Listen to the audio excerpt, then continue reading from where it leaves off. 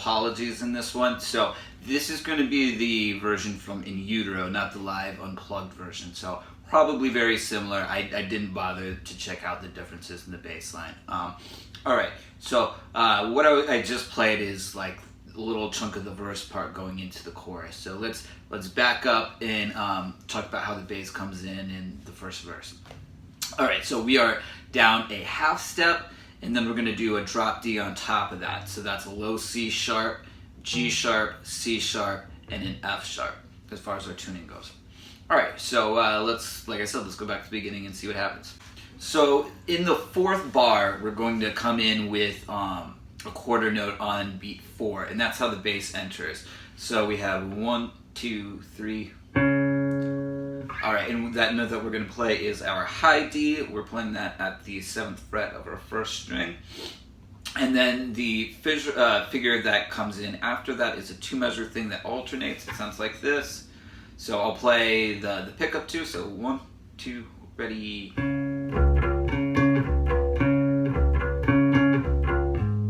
So that's it. So we're doing 1 and on the low D note at the 5th fret of your 3rd string, 2 8th notes on the high one, 2 on the low one, and then a quarter note on the high one. So the next measure is the same, except for the last note we play is an A, not a D. So the second measure is, okay, so that's all there is to that. So the full 2-bar riff, and that just repeats, except for the last time going to the chorus, he doesn't play the A note again, he plays the D note. And the reason why is you don't want to play, I guess, sort of, it sounds like you're changing chords too early if a new section is coming up. So that's the reason why he repeats the D at the end there. So let's check out the chorus part.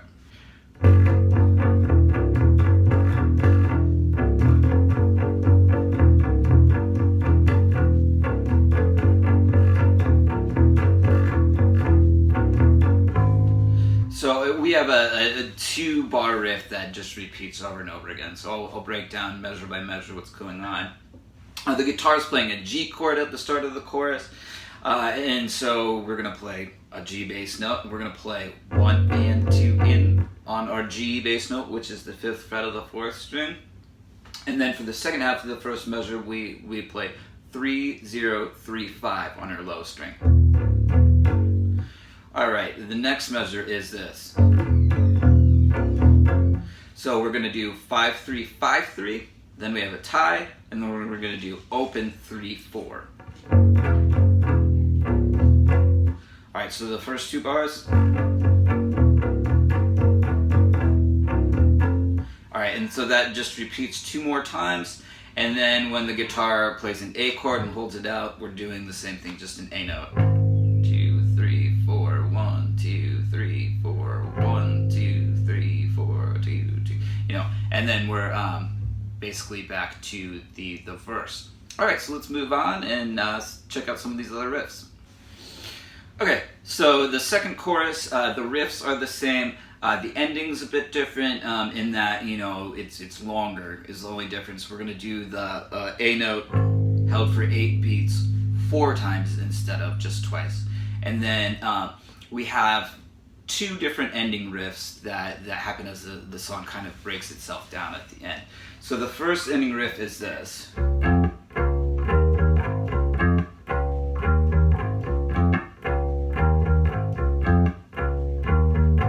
It's just basically playing around like, for the most part, a D arpeggio. So these notes here he's doing is 5 on your 3rd string to 4, root and 3rd of your D chord, then an 8th note rest, then you're coming back to the root, the D note, and then we have 2 E notes at the 7th fret, and then an open A. So slowly it's...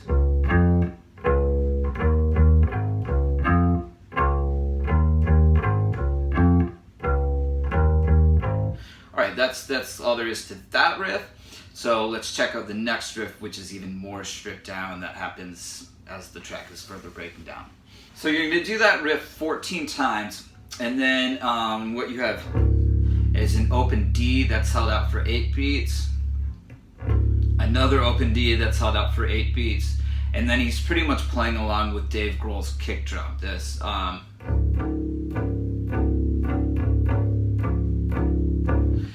type deal. So what you'll notice is that at the beginning he's playing along with the kick drum on 1, and then the kick drum pattern changes a little bit, so he's no longer playing on 1.